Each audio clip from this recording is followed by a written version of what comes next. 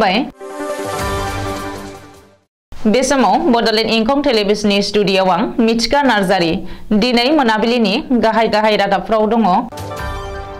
BTR गोरोबथानि दफा मावफुंनायनि बागै सागान होगिरि आफादफोरा गाबोन मिरु नखर मन्त्रालयजों सावरायगोन। करीमगंजआव बजरंग दलनि सोद्रोमाखौ बुग्लि बुथारदों।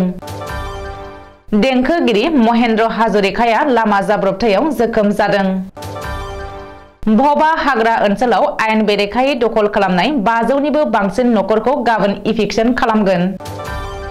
मुंख्लंफोरखौनो हारिनि जौसिन मासियाव अराय दोनगोन बुंदों दिपेन बर'। बिजनी जिल्ला बर' थुनलाइ आफादनि 33थि बोसोरसालिया जथुम्मानि जोबथा सान। बरपेटा रडनि दमनि खादाव बेकि दैमानि बिखायाव सोलिगासिनो जेसिबि। मानास नेशनेल पार्कनि दावबायारिफोरनि थाखाय गाहाम खौरां सम्पा रानी हमस्टेआव थानाय जानायनि गोग्गो राहा। अदालगुरि सिमलुगुरिनि केटेर बर'आ गोमानानै दङ। टंला दखरा एबसुनि सनाथि मायथाइ फोरबो टंला गुदि बर' थुनलाइ आफादनि 31थि आरो टंला दखरा आबोबनि 24थि बोसोरसालिया जथुम्माया थुंगेबाय। दानिया फैदो आबुं रादाबाव।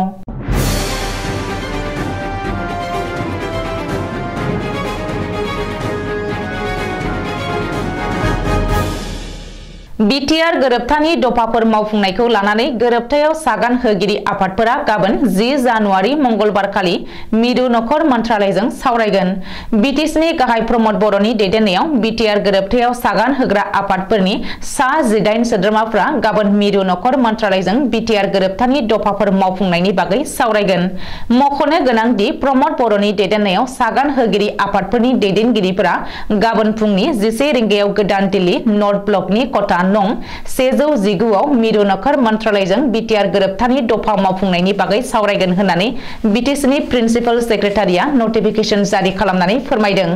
प्रमद बर'नि दैदेननायाव सावरायनायाव बाहागो लाहैनो गोनां सागान होगिरि आफादफोरनि सोद्रोमाफोरा फारियै गोविन्द चन्द्र बसुमतारी, रन्जित बसुमतारी, रोनगोरा नार्जारी, लरेन्स इस्लारी, अनुराग गोयल, नरेन चन्द्र बसुमतारी, मिहिनीश्वर बसुमतारी, रमिय पि नार्जारी, दिपेन बर', मनरन्जन बसुमतारी, पीताम्बर बसुमतारी, अबिराम बसुमतारी, दिलरन्जन नार्जारी, सायखं बसुमतारी, शीला बसुमतारी, खोरोमदाव औवारी आरो कुसुम कुमार स्वर्गियारि मोना बिटिआर गोरोबथानि दफा मावफुंनायखौ लानानै मिरु नखर मन्त्रालयजों सावरायनायाव बाहागो लाहैगोन।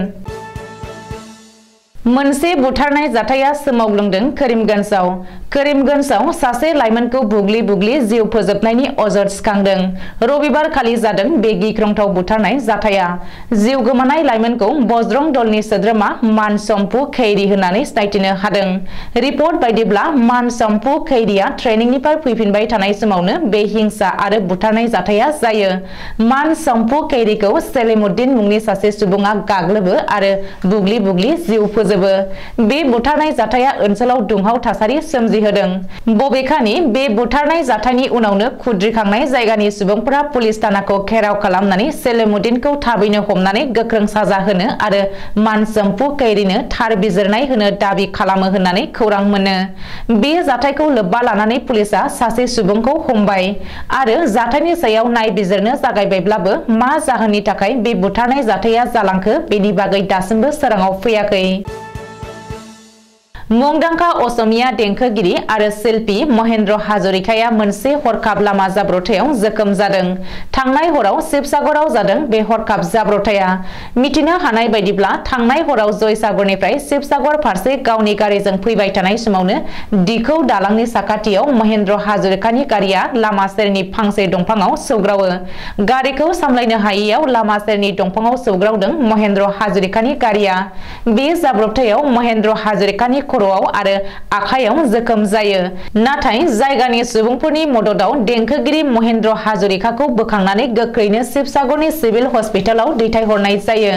बबेखानि महेन्द्र हाजरिकानि देहायारि हालोदा खैफोदनि बाहेरायाव आरो साननैसो जिरायथ'नायनि उनावनो गाहामाव फैफिनगोन होननानै मिथिनो हादों।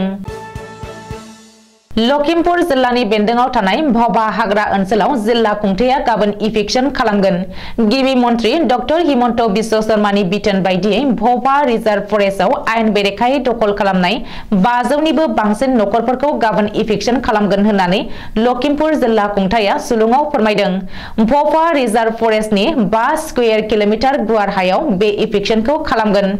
रिपर्ट बायदिब्ला 15 नं राजा लामानि 15 किल'मिटार खोलाहा भबा रिजार्भ फरेस्टनि खमैबो 46 स्कुवेर किल'मिटार गुवार हाग्रा ओनसोलखौ इस्लाम धोरोमारि 500 नखरफोरा आयेन बेरेखायै दखल खालामदों आरो न' बां लुनानै गोजोरै थानो लादों। बबेखानि दखल खालामनाय नखरफोरा फरेस्ट राइट एक्ट 2006 नि सिङाव इभिक्सन खालामनायनि हेंथायै जिल्ला खुंथायनो रिटेन पिटिशनबो होदोंमोन। नाथाय जिल्ला खुंथाया बे पिटिशनखौ थांनाय बोसोरनि सेप्तेम्बर दानावनो थारला नेवसिगारनानै नटिस जारि खालामदों आरो इभिक्सन खालामनो लाहार फाहार खालामदों। मानोना आयेन बेरेखायै दखल खालामग्राफोरा रावबो जायखिजाया ट्राइबेल हारिनि सुबुं नङा होननानै लखिमपुर फरेस्ट डिभिजननि सासे मावख'गिरिया सुलुङाव रोखायै फोरमायदों। बे इभिक्सन खालामनायनि थाखाय थांनाय रबिबार खालिनिफ्रायनो सा 600निबो बांसिन आसाम पुलिस आरो CRPF जवानफोरखौ डिप्लय खालामनानै एक्सारसाइज आरो मक ड्रिल खालामदों होननानै लखिमपुरनि SP बेदान्त माधव राजग'या मिथिहोदों। मुंख्लंफोरखौनो हारिनि जौसिन मासियाव अराय दोनगोन बे बाथ्राखौ बुंदों दुलाराय बर' फरायसा आफादनि आफादगिरि दिपेन बर'आ। मख'नो गोनांदि अन्थाइगोरा बड'सानि 28थि थैनाय सानखौ देग्लायबो खाग्राबारिनि फानिसिलियाव सानसेनि मेहेरगोनां हाबाफारिजों खुंफुंदों। बे थैनाय सान फालिनायखौ लोब्बा लानानै खैराबारि फरायसालिमानि एसिस्टेन्ट प्रफेसर डक्टर बिबुंसार स्वर्गयारिनि मासि लानानै दैदेननायाव बड'लेण्ड सोमावसारनायाव मुंख्लं अन्थाइगोरा बड'सानि बिहोमा आयदानि सायाव सावरायमेल खुंनाय जायो। बे सावरायमेलावनो गाहाय आलासि महरै बाहागो लायो दुलाराय बर' फरायसा आफादनि आफादगिरि दिपेन बर'आ।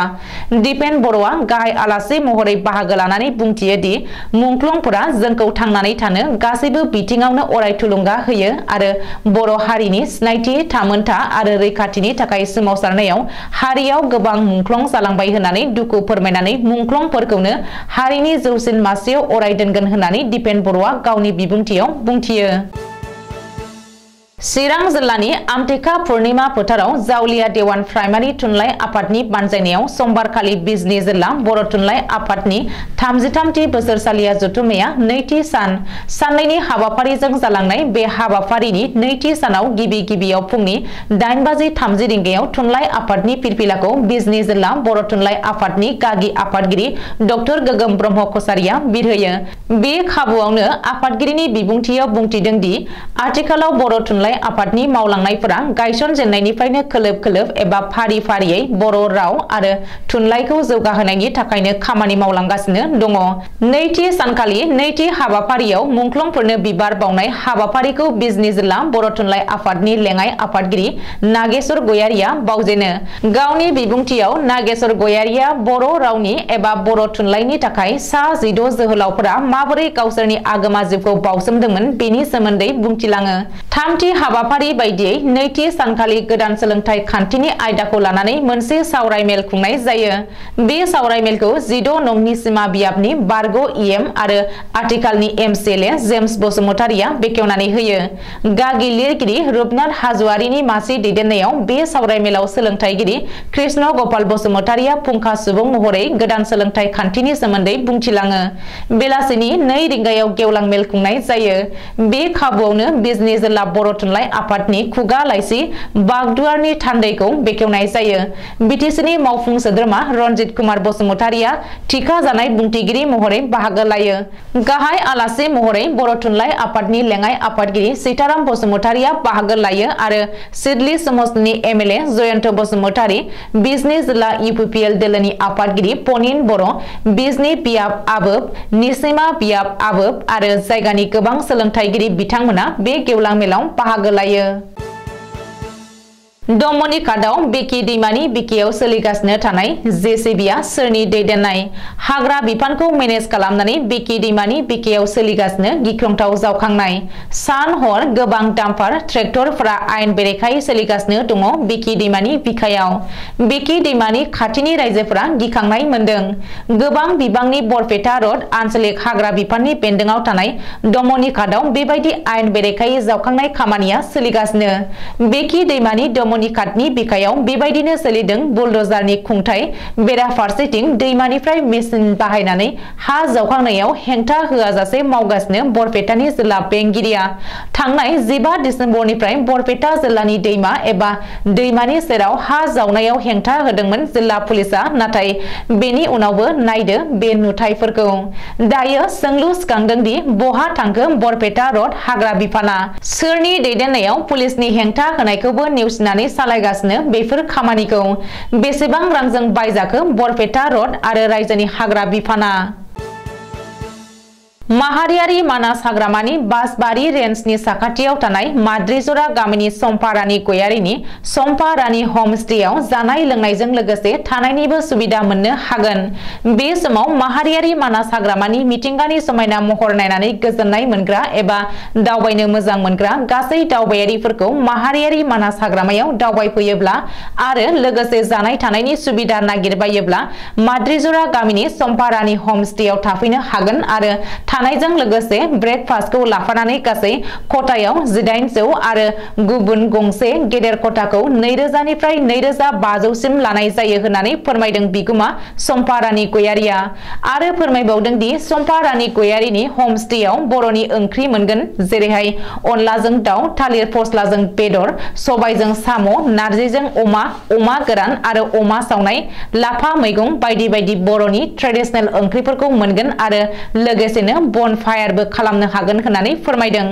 आरो बेजों लोगोसेनो दावबायारिफोरनि दावबायनायनि सुबिदानि थाखाय जिप साफारिनि सुबिदाबो मोननो हागोन बेनिखायनो गासै दावबायनानै मिथिंगानि समायना नुथाय नायनानै मोजां मोनग्रा दावबायारिफोरखौ सम्पा रानी हमस्टेनि बिगोमा सम्पा रानी गयारिया गावनि हमस्टेयाव थाफैनो थाखाय खावलायहरदों आरो लोगोसे गोबां मिथिनो थाखाय गाहायनि जानबुं नम्बराव कल खालामनानै मिथिनानै लानो खावलायदों जानबुं नाम्बारानो जाबाय 9365046257 आरो गुबुन मोनसेया जादों 9101657445 अदालगुरि सिमलुगुरिनि केथेर बर'आ गोमानानै दङ अदालगुरि जिल्लानि डिमाकुसि पुलिस थानानि सिङाव थानाय सिमलुगुरि गामिनि केथेर बर'आ थांनाय बुधबार 4 जानुवारि खालारखालि अरुणाचल प्रदेशआव खामानि मावनो होननानै न'निफ्राय ओंखारलांदोंमोन आरो बे समनिफ्रायनो केथेर बर'आ गोमानानै दङ रिपर्ट बायदिब्ला केथेर बर'नि बिसिया फिसायखौ खामानि थिलियाव सौहैदोंना सौहैयाखै खौरां लानो फन खालामनायाव फिसायनि मबाइलखौ अफ मोनो बिनि थाखाय फिसायनि खामानि मावग्रा लोगोफोरनाव फन खालामनायाव सोंहरनायाव लोगोफोरा केथेरखौ मोनफैयाखै होननानै फोरमायहरो बेनिखायनो नैबे सावगारियाव नुनाय मानसिखौ सोरबाफोर बहाबा नुसनबायदोंब्ला जानबुं नम्बर 9678373338 नम्बराव खौरां हरनो थाखाय नखरनि सुबुंफोरा खावलायहरदों अदालगुरि जिल्लानि बेन्दोंआव थानाय टंला दखरा एबसुनि सनाथि मायथाइ फोरबो फालिथाय लोगोसे खुंगा 40थि टंला गुदि बर' थुनलाइ आफादनि 31थि आरो टंला दखरा आबोबनि 24थि बोसोरसालिया जथुमाया दिनै थुंगेबाय जोबथा साननि हाबाफारि बायदियै दिनै मोनसे गेवलां मेल खुंनाय जायो टंला दखरा एबसुनि सनाथि मायथाइ फोरबो टंला गुदि बर' थुनलाइ आफादनि 31थि आरो टंला दखरा आबोबनि 24थि बोसोरसालिया जथुमाखौ लोब्बा लाखिनानै दिनै फुंनि समाव गोजोन खौसेथि आरो थामोनथानि थाखाय गोजोन हारिमु हानजा सुरनाय हाबाफारि बानजायो दिनै गोजोन हारिमु हानजा सुरनाय हाबाफारिखौ फेस्ला फावखुंगुर फैला जे बरगयारिया बेखेवनानै होयो मख'नो गोनांदि टंला दखरा दुलाराय बर' फरायसा आफादनि सनाथि मायथाइ टंला थुनलाइ आफाद आबोबनि बोसोरारि जथुमानि जोबथा हाबाफारि सानाव हारिमु गोजोन हानजा सुरनाय हाबाफारिखौ बर' सावथुन मुलुगनि फेस्ला फावगिरि फैला जे बरगयारिया बेखेवनानै होयो हानजा सुरनाय हाबाफारिजों लोब्बा लानानै फैला बिथां आरो खालिंदुवार समस्तिनि एमसिएलए दिलीप कुमार बर'आ बाहागो लायो दिनै मोनाबिलिनि रादाबा एसेनोसै गोजोन्थों।